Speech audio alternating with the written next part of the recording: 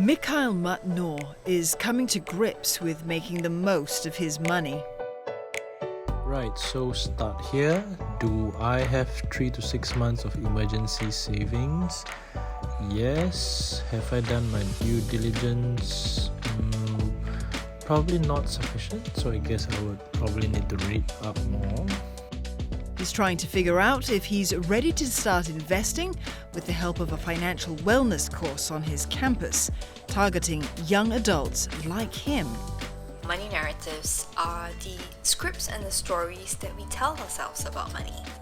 Mikhail's learnt about the basics of money management, including budgeting and how to track his expenses.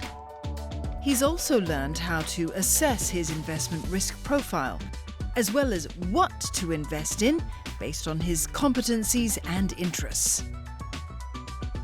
Mikhail is trying to get a head start on managing his money as he gets ready to enter the workforce. He's 25 years old. He's about to graduate with a degree from the College of Design and Engineering at the National University of Singapore. He says that when it comes to personal finance, he's just beginning his learning journey. Well, I would say that it's close to zero, just like my peers like me. I think the idea of investing, of saving is something scary to all of us. I have always been conscious of how much I spend and save on a day-to-day basis, but not at the technical level. In a world filled with information, finding unbiased answers wasn't easy either.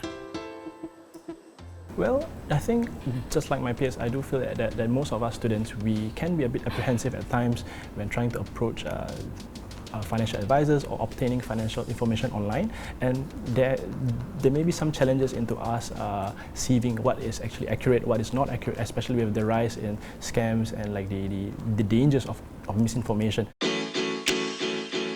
According to a recent MoneyMind survey, young people in the region say the lack of financial education is holding them back from building wealth. So courses like this are a way to plug this gap in financial literacy. More than 8,000 students have signed up for this e-learning module in less than 2 years. Yeah, I think a lot of students tell us that finances is not top of their priorities when they're studying, right? A lot of them are thinking about finding their future career, obviously succeeding in their academics. So it's almost like the missing part of the puzzle that is absolutely critical for success, but that a lot of students will put off until after they graduated. Audrey Tan, who co-runs the course, says the current economic environment is not helping young adults. So with young people, we see that the rising cost of living has been one of the greatest challenge. And coupled with that, there is a big concern as well in terms of their worries around money. Sometimes there's a challenge of, will I have enough to buy my house? Will I have enough to renovate my house? So some of these added pressures around money may compound over time.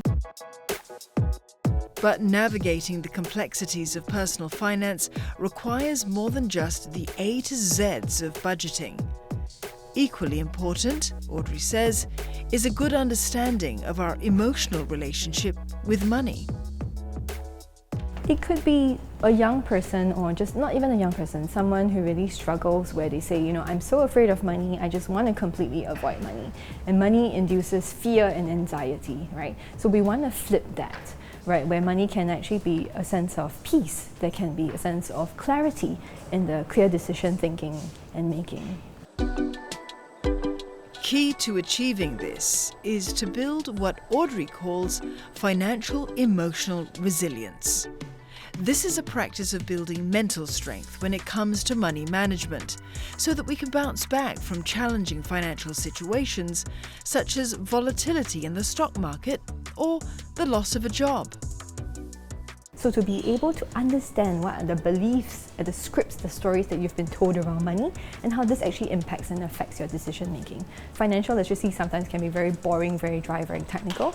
When we see financial emotional resilience, we see it as the practice of mental skills, mental habits that you built good emotional regulation, and healthy money practices. So when we put all these things together, you realize that, hey, this is like a muscle that we're building, that in tough times and challenging times, we can take this FER, this skill set, this muscle that we're building to ride through some of the tough times. So FER becomes like a guide for a young person when there's ups and downs in life.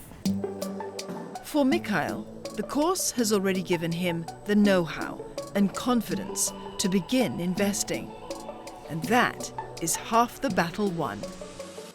So I think the course has been really effective in being able to promote that behavior to start early, right? Not put off managing your finances for another day or in 10 years' time, but really to start now and start small, and that's the way that they're going to achieve their financial goals.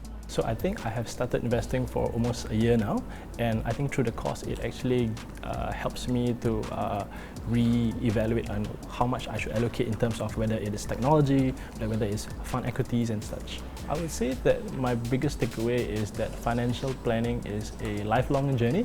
It is not just a single module.